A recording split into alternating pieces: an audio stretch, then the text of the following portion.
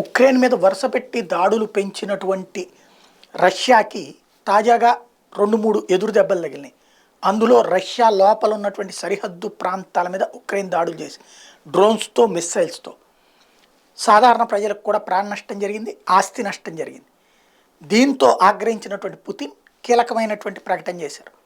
యుద్ధ నేరాల కింద విచారిస్తాం ఉక్రెయిన్ని ఇప్పటిదాకా అంటే ఒక శాంతి చర్చలతో క్లోజ్ అయిపోయి రష్యా ఆక్రమించుకున్నది వరకు ఆక్రమించుకుని ఊరుకోవడం కాదు, ఉక్రెయిన్ అధ్యక్షుడిని శిక్షిస్తాం.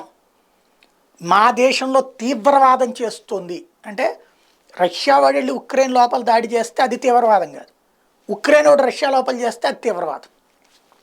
ఎవడికి కావాల్సిన అర్థం వాడిది.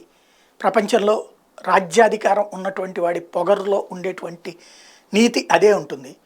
అదే సందర్భంలో అమెరికా, యూరప్ దేశాలు కూడా హెచ్చరిక జారీ చేస్తున్నాడు, మిమ్మల్ని కూడా ప్రాసిక్యూట్ చేస్తామని.